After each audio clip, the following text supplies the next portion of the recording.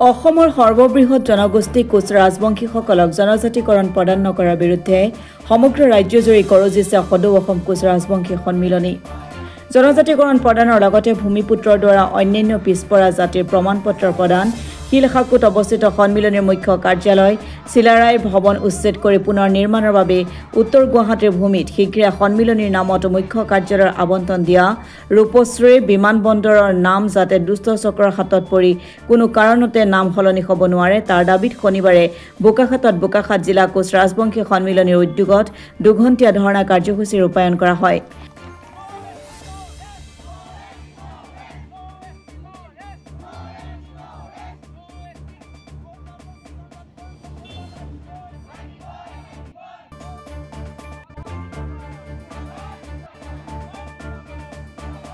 দাবীসমূহ পূৰণৰ বাবে ধৰ্ণা কাৰ্যসূচীৰ সামৰণিত দণ্ডাধীশৰ জৰিয়তে ৰাজ্যৰ মুখ্যমন্ত্ৰীলৈ এক স্মাৰকপত্ৰ প্ৰেৰণ কৰা হয়।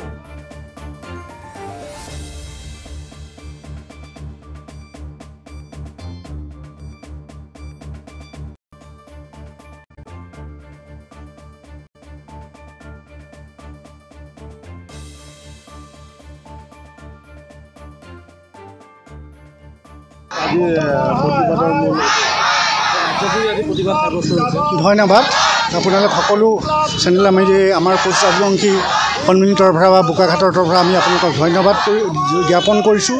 লগতে আজি আমি আমাৰ কোচ ৰাজবংশী জনজাতিকৰণৰ মূল দাবী হিচাপে লৈ আমি বোকাখাট কোচ ৰাজবংশী সন্মিলনীয়ে আজি আমি ধৰ্মঘট কাৰ্যসূচী ইয়াত আমি অৱলম্বন কৰিছোঁ। আৰু কথা আপোনালোকৰ যোগেদি আমি অসম চৰকাৰক সকীয়াই দিছোঁ যে আমাৰ কোচ ৰাজবংশীৰ লগতে 6 জনগোষ্ঠীৰ যিটো জনজাতিকৰণ আজি আমি দীৰ্ঘদিন ধৰি আমি এই দাবী উত্থাপন কৰি আহিছোঁ। চৰকাৰক কংগ্ৰেছ চৰকাৰ থাকোঁতে উত্থাপন কৰি আহিছোঁ, বিজেপি চৰকাৰ থাকোঁতে উত্থাপন কৰি আহিছোঁ, কিন্তু আমাৰ কোচ ৰাজবংশীৰ জনজাতিকৰণৰ ক্ষেত্ৰত তেখেতসকলে আমাক মাহিয়াৰ চকুৰে চাই আহিছে। লগতে আমি কোচ ৰাজবংশী সন্মিলনীয়ে কোচ ৰাজবংশীৰ যিটো আপোনাৰ আমাৰ ভূমিপুত্ৰসকলৰ যিটো আমাৰ যিটো অবিচিৰ ডিমাণ্ড, যি অবিচিৰ যি আমি প্ৰমাণপত্ৰ দিয়াৰ ক্ষেত্ৰত আমাক চৰকাৰে যি ধৰণৰ আমাক সহায় সহযোগিতা আগবঢ়াব লাগিছিলে, যিখিনি আমাক অধিকাৰ দিব লাগিছিলে সেইখিনিৰ পৰা তেখেতসকলে আমাক বঞ্চিত কৰি আছে। আমাৰ চিনাক্তকৰণ বেলেগ জাতিয়ে দিবলগীয়া হৈছে, তাতকৈ লজ্জাজনক থাকিব পাৰে জানো? আজি কোচ ৰাজবংশীৰ সাধাৰণ চিনাক্তকৰণৰ প্ৰমাণপত্ৰ এখন বিচাৰিলেও আমাৰ কোচ ৰাজবংশী সন্মিলনীয়ে দিব নোৱাৰে। বেলেগ জাতিয়ে চাৰ্টিফাই কৰি দিলে আমাৰ কোচ ৰাজবংশী হয় বুলি মানে চৰকাৰে সেইটো গ্ৰাহ্য কৰিব। ইয়াততো আৰু দুখৰ বিষয় নাই। তাৰ লগতে আছে আমাৰ ৰূপহী বিমানবন্দৰ। ৰূপহী বিমানবন্দৰৰ আজি বেলেগৰ নামত হস্তান্তৰ কৰিবলৈ গৈ আছে। ৰূপহী হ'ল আমাৰ ৰূপশ্ৰী বিমানবন্দৰ, আমাৰ কোচ ৰাজবংশীৰ এটা ঐতিহ্যপূৰ্ণ আমাৰ সন্মান। এই ঐতিহ্যপূৰ্ণ সন্মান তেখেতসকলে যদি নাইকিয়া কৰিব খুজিছে তেখেতে চৰকাৰে ডাঙৰ ভুল কৰিছে।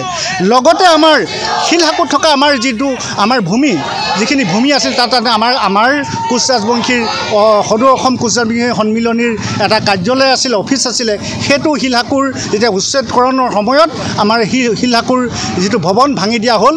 আৰু চৰকাৰৰ ওচৰত আমি নিবেদন কৰাৰ পাছত তেখেতসকলে আমাক গুৱাহাটীৰ উত্তৰে পাৰে থকা ভূমিত তেখেতসকলে আমাৰ যিটো অল আছাম কোচ ৰাজবংশীৰ যিটো ভৱন তাত নিৰ্মাণ কৰি দিয়া, মাটি দিয়াৰ কথা আছিল, আজিলৈকে সেই হোৱা নাই। সেই সকলোবোৰ সামৰি আমি আজি এই অন্নখন ধৰ্মঘট কৰিছোঁ। ইয়াত আমাৰ যেতিয়ালৈকে আমাৰ সমস্যাবিলাক সমাধান নহয় তেতিয়ালৈকে আমি জংগী আন্দোলন, লগতে আমি বিভিন্ন কাৰ্যপন্থা ল'ম।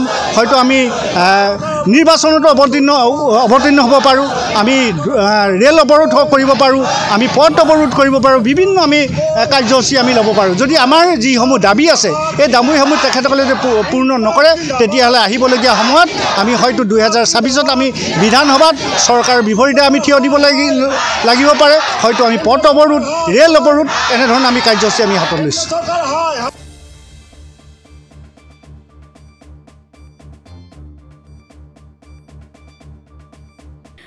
বোকাখাটৰ পৰা ভৱানন্দ কলিতাৰ ৰিপৰ্ট, অসম টুডে।